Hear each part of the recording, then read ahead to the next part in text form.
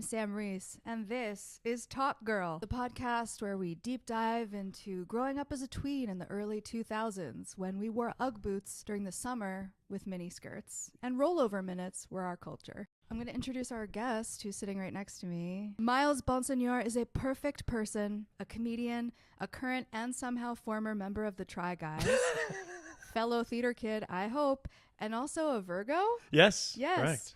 Today we're going to talk about how cool we were in the early 2000s. So right? very cool. And then a topic that I've kind of barely talked about with my own therapist, which is dealing with grief as a kid. Yes. When you were asking me to do this, I had no idea that you were also a child of grief. I was a child of grief. Welcome to the podcast. Thank you so much for being here. Thank you so much for having me. It's an absolute delight. You obviously did my show, and you were a fantastic guest. So actually, let me set the scene. Please. You can close your eyes if you want to get into it. Take a deep breath. Okay. All right. Here we go. It's 2004. What a year. You just kicked off your Etnies skater sneaks, probably. You're wearing your baggiest jeans. Mm-hmm. You're listening to Goodies by Sierra. After seeing Dodgeball in the theaters. Yes, that's correct. Covered in cologne. I don't know what boys were doing. Axe body spray. Do you feel like you're in 2004? I feel like you're in the headspace. I do. I am getting into the headspace. I'll say the Etnies was sort of that I do feel like I wore those. Yeah. I was on the fringes of fashion in a way. I wore sort of a hoodie with a dragon on it, and that was fashion to me. But in sixth grade, I feel like 2004, I was probably in like sixth grade. Yeah. And I did bleach my hair and then email a picture of it to my entire class. Just to like keep them updated? Yeah. With no subject line, no body to the email. Huge image in the enormous body, image. Yeah. Oh my God. Like you have to scroll to see the whole thing. But it was, I think I just wanted to know them to know that like I'm different now. Like what you thought. I'm a different guy. Yeah, what you thought I was like at the end of, last year, I'm no longer that. So was it bleach hair dragon hoodie? Or did you change out the dragon hoodie for something else? I would think the dragon hoodie was pretty, so my fashion oscillated between two worlds really. It oscillated between the Rugged Warehouse. Are you familiar with Rugged Warehouse? It's not Men's Warehouse. It is Rugged Warehouse. No. It's Rugged. Imagine a Marshalls that instead of the clothing being bought by like old fashion brands, it was found on a truck.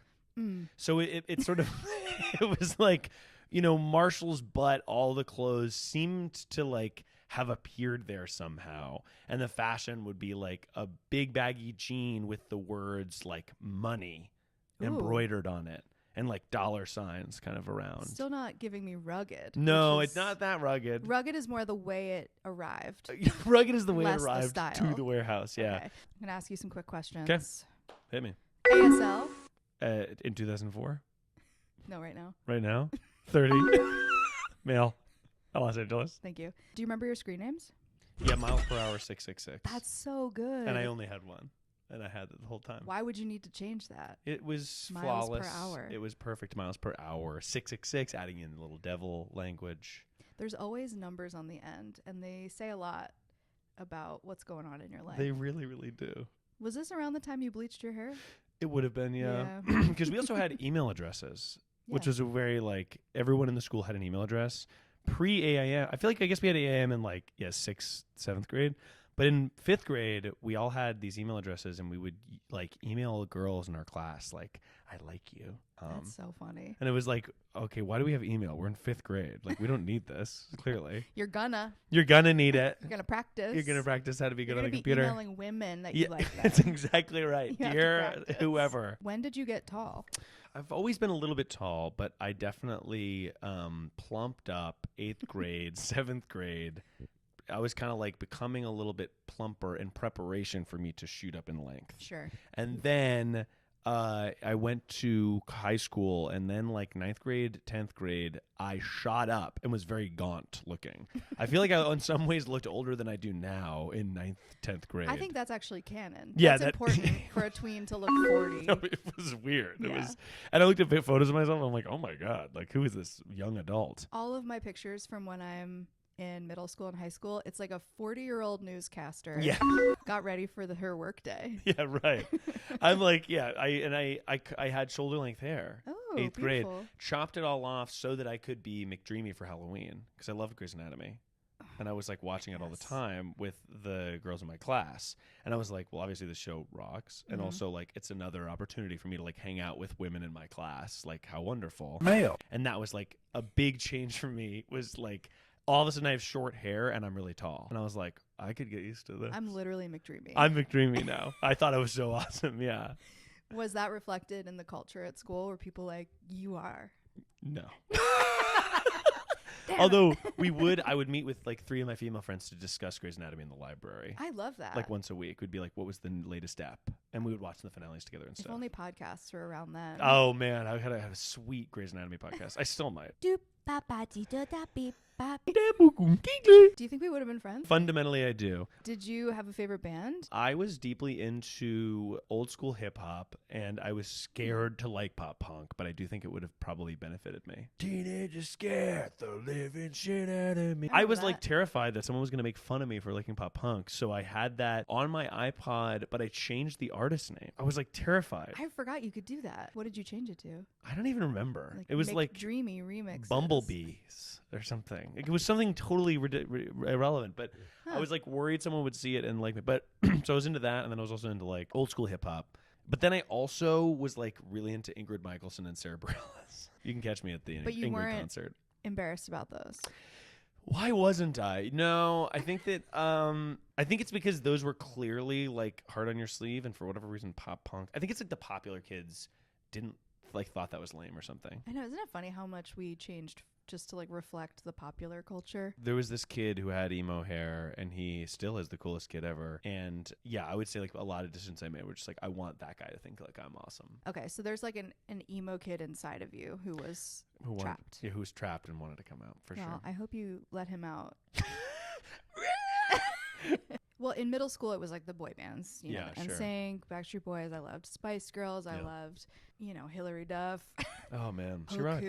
Uku. She did the song from Legally Blonde. Oh, Perfect Day. Okay, yeah. It's such a perfect day. It's not even close. But that sounds beautiful. Thank you so much. It's like a Frank Sinatra song. I believe so. Okay, like going back a couple of years. Please. Were you like obsessed with the internet early on? Yeah, I remember when YouTube came out. 2005? 2005. So I was asleep, and my dad's friend John Kirk, Where is this going? who was a fiddle musician,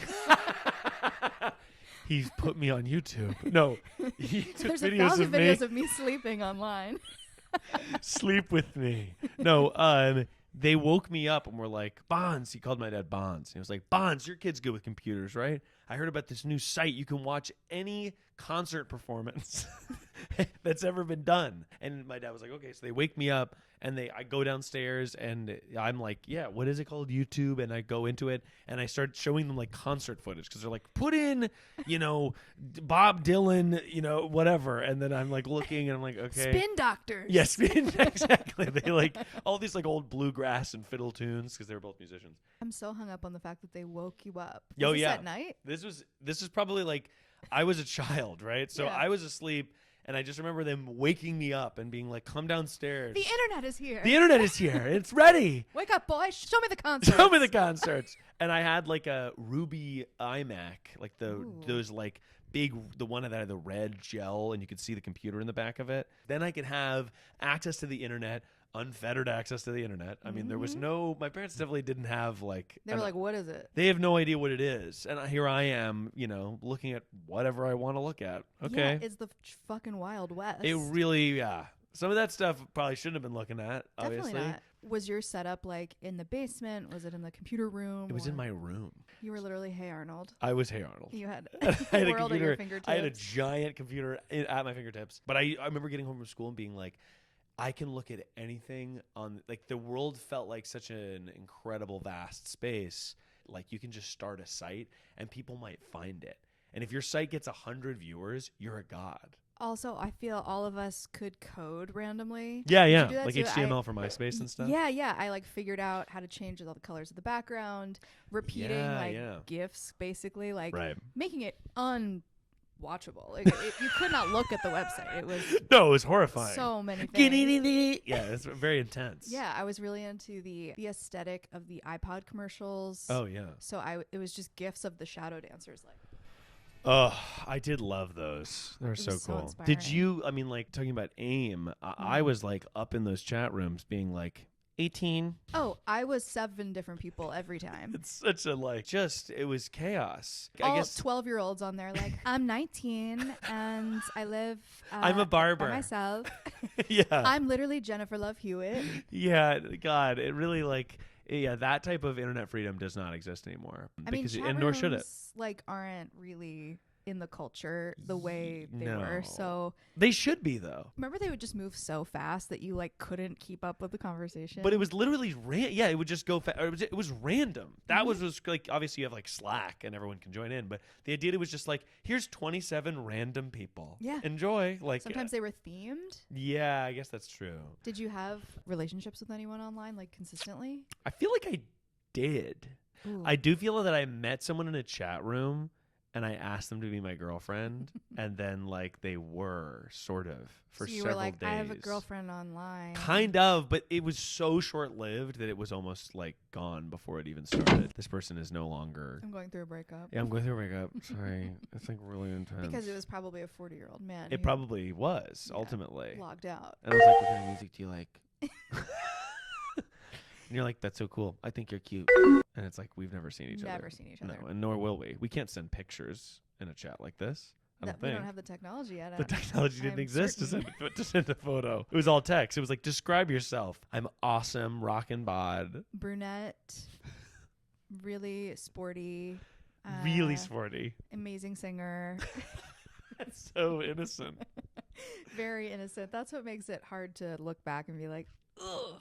Yeah. I was just out there. Yeah, it was just all that information out talking to there. people. But on MySpace, my first kiss, I messaged a girl. We were supposed to go see a movie, Ocean's 13. And I messaged her and I said, what if I kiss you at Ocean's 13? And she was like, that would be awesome. Oh my God. And then you before did? Ocean's 13, I was so nervous. I was like, okay, just like whatever. Like, you've never kissed anybody. And then we went and we were in the photo booth in the South Point Mall. That's so cute. And we were in the photo booth and I was like, can I kiss you? And she was like, yeah. And then we kissed. And I was like, that was so crazy. Was it just a quick peck? It was Were a you quick French peck. It was a kissing? quick peck, and then we went and saw Ocean's 13, and the whole movie, it was like 0 to 1,000 miles per hour. We were making out in the movie because I feel like she had like kissed people before, and I had never done it. She really taught you. She really taught me her ways over the 2.5 hours of Ocean's 13. It was a huge deal. What was your first kiss? It was on a roller coaster. That's crazy. That I feel like you're knocking your teeth together in a way. Well, yeah. Yeah, it wasn't romantic, but I at the time wasn't believed romantic. that it was. You know, there was a guy at camp that I had this like tumultuous relationship with, where he really wanted to be with me, and one of my cabin mates liked him, and I was like tortured. You know, I like love that. sneaking glances at each other, and it's like we just can't be together. Oh my God, that's and great. we went to Six Flags. Holy shit. I think it was Six Flags. Either Six Flags or no, Dorney Park was where we went. It was in Pennsylvania. And there was some roller coaster and we found ourselves in line together Oh and my God. snuck a kiss. That's crazy. I think before the bars came down and I love you. we might die We right might now. die.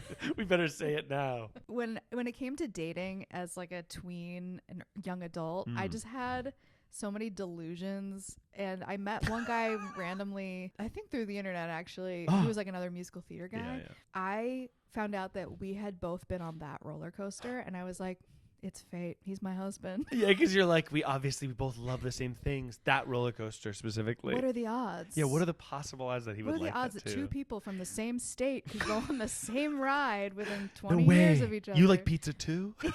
Yeah, we both like the color red. Yeah, like I had a 6th grade girlfriend, and it was like we never did anything at all. Just sort of like said we were boyfriend girlfriend. That was it. Never spoke. No, we would speak, but like then 3 months later, I like received a letter from her friend, and her friend was like, "She's breaking up with you." Yeah, it's never one-on-one. There's always a liaison. I went and saw The Incredibles with my 7th grade girlfriend, and I was like, maybe we'll hold hands. Like, how crazy would that be? Like that's the level of. I think other kids were like, I don't know, fucking and sucking or doing crazy stuff, but we were really like, I didn't kiss anyone until summer of after 8th grade. That's sensible. That's a sensible man. Sensible, sweet boy. It was sensible. It was very sweet. Okay, so you're a theater kid. Yeah. You're going into college. You're going to be an internet boy. I'm going to be an internet boy, man. hopefully. Theater kid, internet man. Well, that's my job. When you were in theater school, this is something that I think about a lot, like, which I guess is kind of my transition into our grief conversation, is how much theater asked us to use our trauma and grief from childhood, which was a couple years ago, into our work. And I guess I'm just curious, like, in your acting classes, was that something that you experienced? That's interesting. Nobody knew. My brother died, in between senior year and freshman year. Wow. So when he died, the day after, I went to college orientation. But I mean, they obviously were like, use your trauma. Like, like it was also think about the saddest moment of your life. Exactly. Like, they were like, think about these, like the worst day of your life, your dog's dead or whatever. And I remember like we was in a breathwork class and we're all sitting around and this girl was like, when I was little, my babysitter like was so mean to me, and she's crying, and I'm like, this is crazy. I have different shit. I know. I have other shit. Well, that was the other thing, is like being that age, no one has dealt with almost anything. So everyone's like not prepared to deal with grief or trauma at all. But I didn't tell friends of mine till like well into college. I think some of them just like found out sort of. But yeah. What was your grief experience? So when I was in 4th grade, my best friend died of cancer. Oh my gosh, yeah. And it was like something that I had always known about her. Mm-hmm. It was part of her life for, she was only 8 or 9. Yeah. So it had been part of her life for a long time. And I didn't go to the funeral because they gave me an out. They literally said, would you rather go to an amusement park? And I said, okay.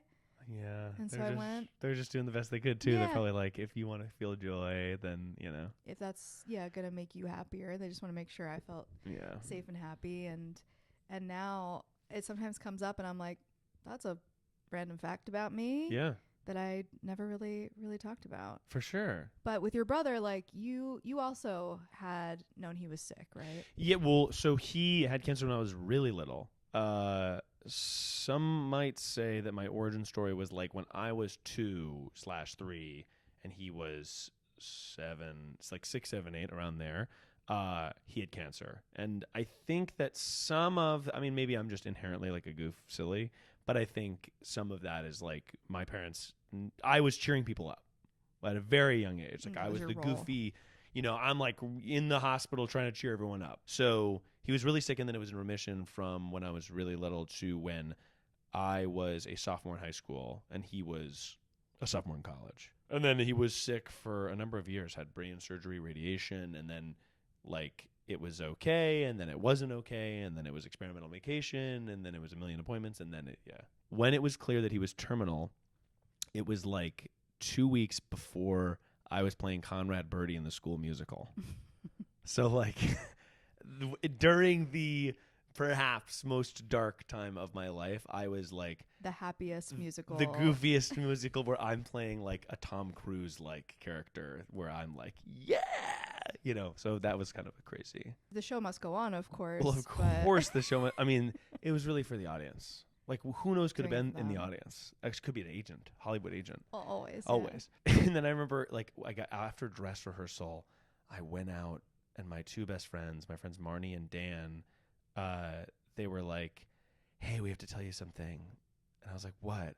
And they were like, we're together. We were like a 3-person best friend group. We hung out all the time. And they were just like, we're like dating, but we don't want. And Marnie was gay until this. This was like I was like, whoa, that's crazy. Like a movie. It did feel very movie-like. I have to write the script. Yes, you must. Did you and your brother talk about what was going on? Oh, God, no. I don't think we did. I think it was like, what could I possibly have said? Like, I didn't know what to say or how to deal with it or how to process it. I think it was sort of like, at one point I remember me just being like, I love you, but I don't there was nothing to talk about. And also, shortly after that, he had a seizure that, like a massive seizure, and he lost a lot of his ability to speak. So he could only say a few words. But he had brain cancer. So it was like around the time when I would have had a big conversation, movie finale style, it was like, oh, there's no room for this. Yeah. And I like at one point had to move out. We had a barn and we refinished the barn. So I'm like sleeping in the barn in a like sort of away room just because it was too intense to be in the house because he would wake up at night and be very confused and stuff. Man, yeah, that's hard. I'm really sorry. Yeah. Were you guys close growing up, or is it like the age difference made it? No, we were close. We were 4 years, but I would say we were pretty close. Like we did everything together. It's like we would play sports together. We would, hang out together. We make little movies together or whatever. Oh, like nice. we were pretty close. He was 4 years, so we never were in school together. But like, he was my older brother, so I always, idolized him and stuff like that. Was he also a theater kid? No, certainly not. He was like a ham, but he was not a performer in that way. He was like a party guy. Like he definitely was a stoner, like in high school and stuff like that. And then he, at one point, like got in trouble for. He had his wisdom teeth surgery and he like sold the pills and they caught him. Oh, it was shit. like that. But he wasn't like, he was just like, I don't know. I tried to sell the pills to like a classmate and then whatever. Like, but he was very beloved in like his friend group and, he was like a goofy, fun guy. We'd go visit him in college. Like me and my friends would go visit and they'd have like these big crazy parties. We'd be like, whoa. Yeah, I mean, in that way, like it very much is giving like y2k movie of like visiting your older brother at college. Oh, and, like, yeah. I'm in over my head. Oh, one time we had a party, like my parents were out of town and my brother was like, we're going to have a party, but don't tell mom and dad. And I was like, what? And then I think I was in high school. I must have been a freshman or a sophomore in high school. So he was in college just before he got sick. And they had like a party. And everyone got like super fucked up. And this kid like grabbed the fire extinguisher and like blew it all over the porch. And like, I was like, what the fuck is going on? Unreal. It was unreal. I have still to this day never been to a party like that. I can confidently say that. You've never been to a rager? The baddest I've ever been at a party is one time I snuck out of a New Year's Eve party to go get Cranium, the board game, from a different friend's house, and we brought it back to the party. You've never been to a wild high school party? No. You've got to go. No, I know. I think I would immediately be overwhelmed and leave, but Yeah. I was like such a theater kid that all of our parties were like, we're playing categories, Cranium. We drank once and we had no idea what we were doing. I took the like Cavassier and I was like, I'll just have this. Oh, I didn't know what it was. Yeah, right. And yeah, the parties were always just like karaoke. Oh, that's so funny. There was not enough kids to have like significant factions of like, oh, these kids aren't involved. Kind of everyone was involved, which was interesting. Like we'd have like a party. It was like everyone, regardless of creed or alliance in high school, everyone was welcome. Nerds, geeks alike. Like we all kind of would go. But yeah, we would have like, I don't know, maybe it was just our school, but we would kind of get wild with it. Were you drinking? Oh yeah. I mean, we were smoking pot like 9th grade. I want to say we started smoking pot. And then like we didn't start drinking until a little bit later, like maybe like 10th grade. But we would like, we would sneak out, take like a friend's sister's car at 15, drive to a party at the like guy who sold weed's house. We'd like hang out there with the older kids. Like, yeah, we were kind of getting into it. That's so cool. Thanks so much. But it did mean like that feeling did mean a lot to me. Like I think that there's something so important about, you're doing something that's like a little wrong. Like we were all totally safe. No one ever really got hurt, I don't think, from anything like that because we were like pretty responsible kids. There's something fun about the mischief like that. Mischief is a good word for it. Yeah. Like it's not illegal. I mean, it's definitely illegal. No. Drinking when you're pot. 12 is totally illegal. I mean, was that part of like dealing with your grief? Was it partying or was it just like, this is what I've always done? I don't think so. I kind of like we would get wild and have fun. I threw up from drinking once when I was a freshman in high school because my brother took me to a party with my cousins. And like that's like the time when I like went so hard that I like threw up from drinking. Was it like Mike's Hard Lemonade? No, it was like they gave me a bunch of shots. Oh my God. It was like so irresponsible. They wanted you to throw They were up. the older cousins. They were like, come on, like the young, whatever. But then after that, I didn't throw up from drinking for the rest of high school. I kind of had it under control. I don't know why, because it does seem like I probably should have lashed out in some certain way. I think when it first happened, I almost was like, I wanted people to know that it happened to me. Yeah. Like I just started, I think, 4th grade, and then the teacher shared with the class, like, we had a student pass away, so I'm sorry to any of you who knew her. And I was like, she was my best friend. You're like, actually, I do get the credit for this. So we were really close. She was my neighbor as well. Like, okay, like, are you okay? Like, yeah, no, I'm good. Okay. She's just gone now. Yeah. There was just like such a That's disconnect, so I think, intense. as a kid to be like, oh, yeah, that person is gone now. And I get it, but I don't really understand. Totally. Yeah, it's so scary when you're a kid, but you don't really know what it means, too. Yeah, and then you think back when you're an adult and you're like, I probably should have been in therapy for that. Definitely. Yeah. Yikes. Yeah, but that was in college. It was definitely like I was trying to make new friends, and I was like, I can't tell them this. This is too intense. Which is funny because I think with theater kids, you could have shared that and they'd been like, I'm so sorry for your loss. Let's do a dance piece about him. Honestly, some kids did process it that way, and I was like, this is honestly more offensive. Like, shut up. Yeah, I was like, shut up. No, I feel like I processed my grief a lot through like, it'd be like we have this big emotional high. I'm like, me and my friends had a bit of the sad clown where I'd be like, like jimming and jamming at the party, and then it's like the walk home. I smoke a cigarette. I sit at the baseball stadium.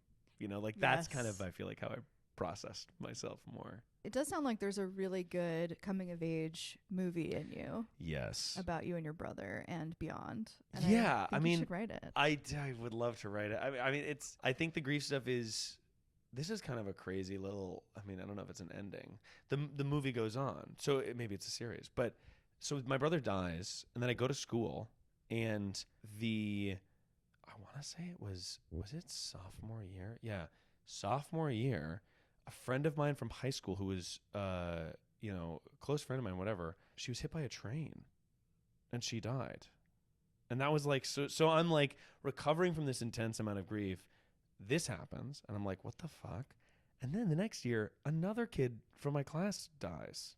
From my high school class. My God. It just was so much. And I think that like that has been a weird, that it just keeps kind of cooking more and more grief. Yeah, I lost a friend in high school that I wrote about it in my diaries. Yeah. It was my first time witnessing other people grieving, like openly.